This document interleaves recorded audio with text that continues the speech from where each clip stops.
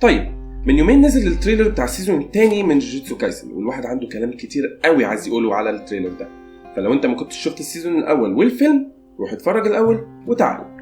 طيب دلوقتي الواحد عنده حاجتين عايز يقولهم على التريلر ده. اول حاجه القصه، واضح بشكل كبير ونهائي ان القصه مش هتتبع نفس القصه اللي كانت موجوده في السيزون الاول، لكن هترجع للقصه اللي كانت موجوده في الفيلم. وواضح ان احنا هنشوف الماضي بتاع عالم جوجوتسو كايسن. في التريلرين اللي نزلوا لحد دلوقتي احنا ما شفناش لا ايتادوري ولا سوكونا ولا مره، والموضوع تقريبا هيتمحور حوالين جوجو وفوشيجورو او ايا كان اسمه في السيزون ده. انا عن نفسي ما بحبش ده، انا احب ان انا لما اتفرج على سيزون اول الاقي القصه بتتتبع نفس الموضوع. مفيش مشكله ان انت تقدم لي قصص جانبيه وتعرفني على الماضي بتاع الموضوع في افلام سابقه، لكن سيزون كامل انا عايز اعرف ايه اللي حصل وايه اللي انا مستني اعرفه من ساعه السيزون الاولاني. لكن تجيب لي سيزون اولاني كويس زي الفل، كان من احسن الانميات اللي اتفرجت عليها بالمناسبه، وتعرفني على شخصيه ايتادوري وسوكونا وتخليني عايز اعرف ايه اللي هيحصل ما بينهم هما الاثنين، وهوب دبل كيك تقوم جايب لي فيلم بيتكلم عن الماضي حلو. السيزون الثاني بقى لا برضه هيتكلم عن الماضي ومش هتشوف شخصيه من الشخصيات اللي انت بتحبها اصلا. ففين الثلاثي بتوعنا اللي كانوا بيفكرونا دايما بناروتو؟ فين جوجو وكاكاشي؟ فين ايتادوري وفوشيجورو ونوبارا؟ ناروتو وساسكي وساكورا. لكن التريلر محمس، وواضح ان الاحداث اللي هتحصل في السيزون الثاني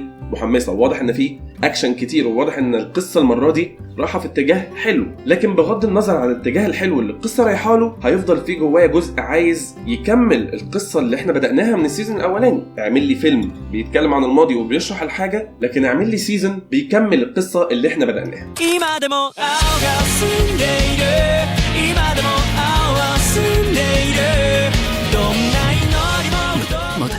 طيب ونيجي لتاني حاجه انا عايز اقولها عن التريلر ده، الرسم. واضح ان استوديو مابا السيزون ده ضحى بتفاصيل كتير في الرسم عشان خاطر جودة وسلاسة الانيميشن، وده بالنسبة لي مش حاجة وحشة. هل هي كانت حاجة محتاجة التعديل؟ لا، انا كنت واحد بفضل جدا الرسم بتاع جوجوتسو كايسن السيزون الاولاني يمكن عن رسم انميات تانية كتير. انا شايف ان الرسم الجديد مش وحش، والرسم اللي احنا شفناه في التريلر مش وحش، لكن هو لا يقارن بصراحة بالرسم بتاع السيزون الاولاني. لكن زي ما قلنا تفاصيل الرسم، جودة التحريك، وده اللي حصل مثلا في انميات زي فيلم دراغون بول سوبر برولي. لو قارنا ما بين الرسم اللي كان موجود في التورنمنت اوف باور والرسم اللي كان موجود في الفيلم، الرسم اللي كان موجود في الفيلم فيه تفاصيل اقل لكن جودة تحريك اعلى. فهل استوديو مابا هيعمل زي ما استوديو توي انيميشن عمل مع فيلم دراغون بول سوبر برولي ويقلل في تفاصيل الرسم عشان يحصل على اكبر جودة من التحريك؟ وهنا نيجي للمشكلة الكبيرة عند استوديو مابا والفرق ما بين اللي توي انيميشن عملوه واللي استوديو مابا بيعمله حاليا. توي انيميشن قلل من تفاصيل الرسم عشان جودة التحريك وعشان يجرب ستايلات مختلفة. شفنا في فيلم دراغون بول سوبر برولي عمل ستايل، وشفنا في فيلم سوبر هيرو عمل ستايل تاني مختلف. فواضح ان استوديو توي انيميشن واخد دراغون بول فقر تجارب عشان يجرب حاجات مختلفة وحاجات جديدة، لكن استوديو مابا نو.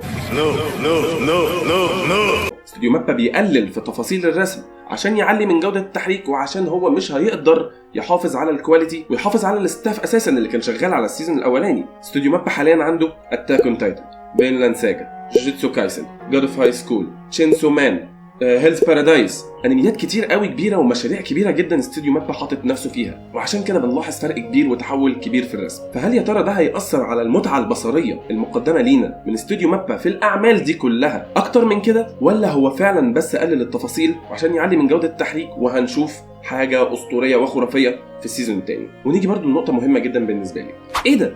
يعني ايه لازمتها مناظر زي دي ومحتاجينها في ايه؟ عرفنا يا استوديو مابا ان انت ملك الانميات الاتشي، يعني هنلاقي مشاهد زي دي في تشينسو مان، وهنلاقي مشاهد زي دي في جاد اوف هاي سكول، وهنلاقي مشاهد زي دي في اي انمي استوديو مابا بيتبناه. فهل دي طريقه وسياسه بيتبعها استوديو مابا؟ استوديو مابا بيرسم تفاصيل في المشاهد دي اكتر من اللي بيرسمها في العمالقه اللي في اتاك اون تايتن. بيستخدم هنا رسم 2 دي، لكن في العمالقه رايح يعملهم لي سي جي اي. وبعدين نقطه كمان، تريلر المفروض يبهرني والمفروض يجذب كل المشاهدين والمتابعين ومحبين جوجوتسو كايسن والعمل ده كله. تريلر يبقى فيه فريم دروب ازاي؟ يعني لو انت كنت قللت التفاصيل عشان جودة التحريك، فانت في التريلر ذات نفسه مديني فريم دروب وجودة رسم وتحريك مش حلوة خالص. امال هتعمل لي ايه بقى في السيزون جوه؟ فاوفر اول الواحد متخوف للغاية من جوجوتسو كايسن السيزون الثاني. رسم مختلف، قصة مختلفة، وجودة تحريك ربنا يستر. فهل يا ترى التريلر بتاع جوجوتسو كايسن السيزون الثاني نجح في انه يخليك تتحمس للسيزون ولا خلاك تقلق منه؟ انا عن نفسي